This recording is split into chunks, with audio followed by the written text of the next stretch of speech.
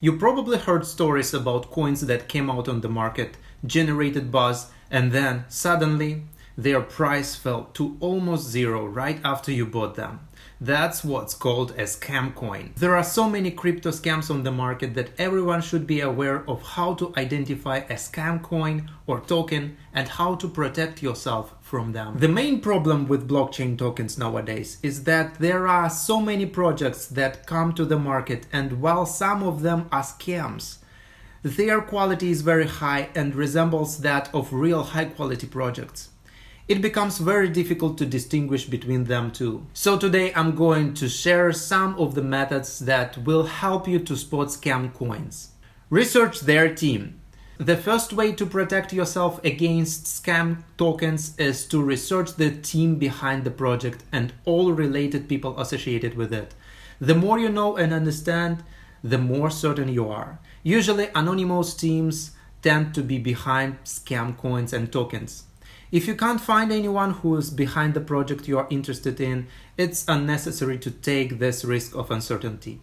And I understand that the blockchain technology does contain legitimacy-related risks for some people in some countries, as this area is rapidly changing and different places have different legal regulations surrounding it. But from another perspective, if you created a legitimate and valuable project that you believe in, why hide yourself from those who want to buy your product? It has to be in your best interest to provide as much information as possible so that more people can view your work as a reliable project and essentially invest in it. White paper. Another thing you can use when identifying scam coins is white paper. Most projects have their own white paper that can be found online. They can be a few pages of PPT, other white papers are long PDF documents that you should read from start to finish. Thanks to this document, you can really understand how much time and effort was spent on this project and whether it's worth your money. A short while ago, I found a scam token where creators came up with a ridiculous and totally impossible idea. They made a simple PPT that consisted of 5 pages and called it a white paper. They didn't even try to at least present their impossible idea in a legitimate way. There was no design or quality, and yet they managed to get 100,000 subscribers across different social media platforms. That is not to say that every white paper you come across has to be a work of art. No, sometimes simplicity is a key. What I'm talking about is that use your common sense because the most basic errors are often very easy to notice. After all, a cryptocurrency or ICO white paper is one of the fundamental documents when it comes to a project. It is a report or a guide of sorts that informs readers about a complex issue in a concise way. It describes the project and helps readers make their decisions. Any white paper should include background, goals, strategy, concerns, and timeline for implementation of whatever the blockchain-related project is trying to achieve. Economics of the token. Next thing to pay attention to is the economics and the distribution of the token. You need to know how many tokens are out there on the market right now, and you need to know the maximum supply. For example, there are lots of coins and tokens with the maximum supply estimated in millions or billions. These numbers work magic on people and the hype starts. There are even coins with an unlimited supply. Dogecoin is one such coin where, in theory, at least the maximum supply is unlimited. There are some projects that make their token deflationary by burning a certain percentage of said token within a certain amount of time. Some redistribute the numbers of tokens per every transaction. There are even some who log big numbers of tokens and unlock them after a period of time. For legitimate tokens, there are proper reasons for doing so. For scam tokens, it's a way to attract attention, so don't be tricked by all this movement and information. Token holders. As I said before, you should not only research the team behind the project, but also associated with it people. These people in particular are the main holders of this token. Some have only 10 or 100 holders. This creates risks for other investors who want to join in. If a couple of holders have the majority of the token, they can drive the prices down if they choose to sell everything at once. When creators keep or transfer a considerable amount of the token to their wallets at the start of the project, they have an advantage. If the price does go up, they make profit out of basically thin air, and that's not something some people are comfortable with. Code. Code is an important factor to check. There are projects with backdoors or loopholes for creators that allow them to manipulate the future value of the coin. For example, they can have ways to receive a part of coins from each transaction, or they can change the maximum supply of the coin at any time. They can allow for this token to only be bought by others, but never sold. And of course, there are those backdoors that can be exploited by hackers. So check the contract of the token on the blockchain. If it's a coin, it's better if you can find their code as an open source. Execution.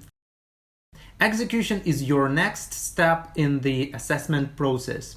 Some projects really invest time and effort and create a cool visual website with lots of features, but they don't put enough time and effort into developing the initial idea or writing a solid white paper. Others have a simple website, sometimes even containing minor spelling errors. However, their initial idea is very strong and the white paper is detailed. Between these two scenarios, I would rather choose the second one for reasons I described when talking about white papers. Engagement. As soon as you figure out who are the people behind the project, look at what they are doing on social media and how they engage with potential investors. You can do so by looking at their social media feeds or maybe even getting in touch if you wish to do so. Actively engaged creators usually indicate that the project is serious since the people behind it continue to invest time and effort in it. Cooperation and endorsement. Cooperation with other teams and projects that proved to be legit in the past, or endorsement from big exchanges are all good indicators. If there is a public figure attached to the project, this indicates that project has the potential to develop. However, you also need to pay attention to who exactly is being linked to the project. Renounce ownership. Renounce ownership is a thing when the owner of the contract renounces the ownership. If the token has been renounced, the rules and functions of this token can't be adjusted.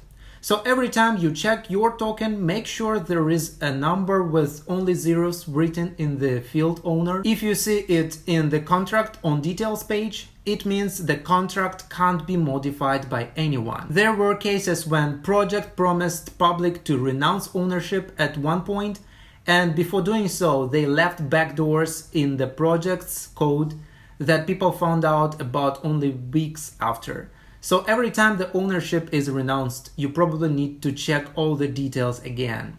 Is it on blockchain? Another thing that might be a bit tricky to explain is that I saw many crypto scam projects that weren't even online 100%. The scammers didn't even do their job properly.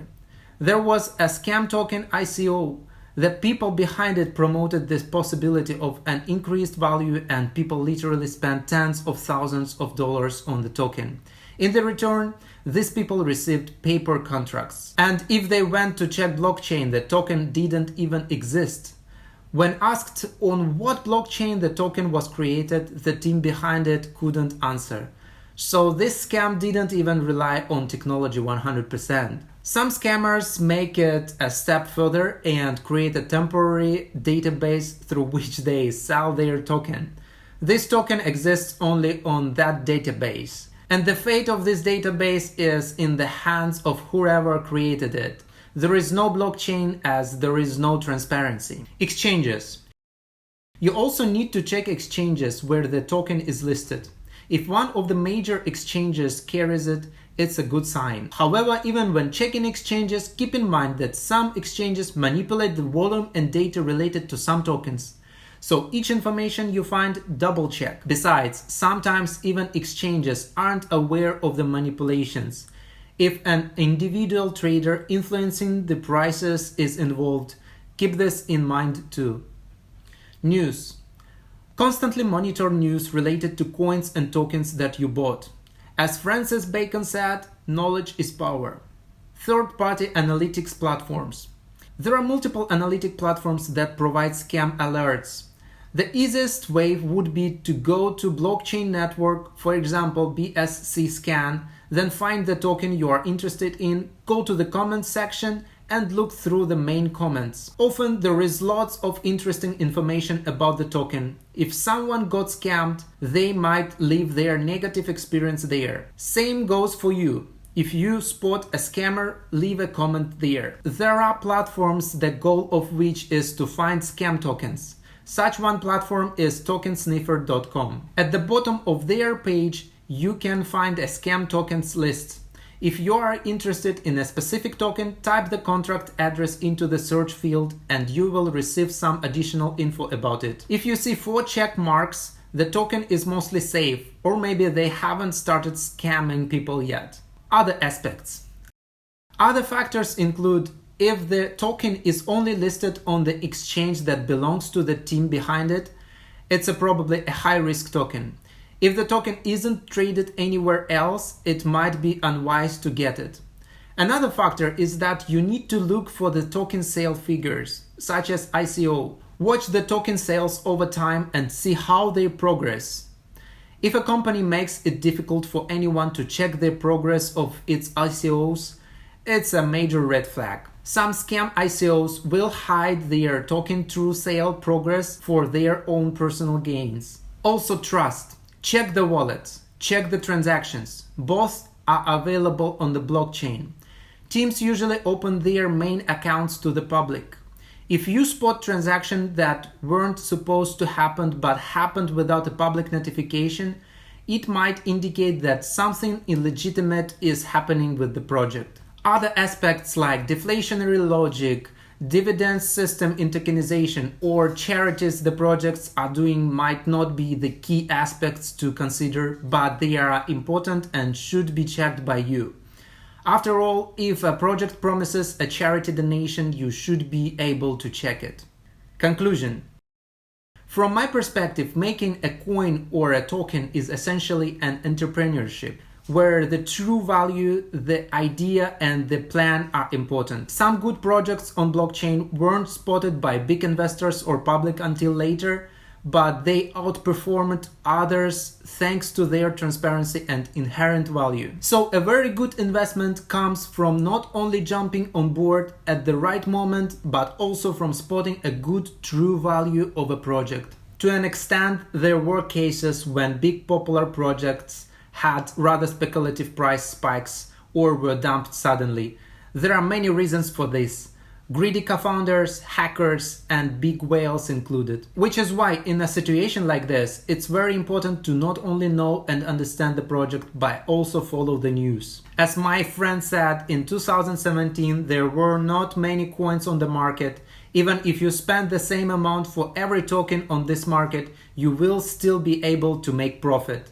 Maybe it would have worked in the past. Nowadays there are too many coins and tokens out there for it to work. From my perspective, in order to find the next 100 times or 1000 times project, you have to understand what you are doing and don't get involved with scams. Some might ask, why with all information we have, there are still so many people that get scammed? The main reason would be is that some people don't do their due diligence when it comes to checking what they invest into. Other cases come from the lack of knowledge. So my suggestion would be do your own research. Try to find some high quality projects and understand how they work first. This was our video for today. If you found this information useful, please don't forget to subscribe. I'm Vlad. See you next time.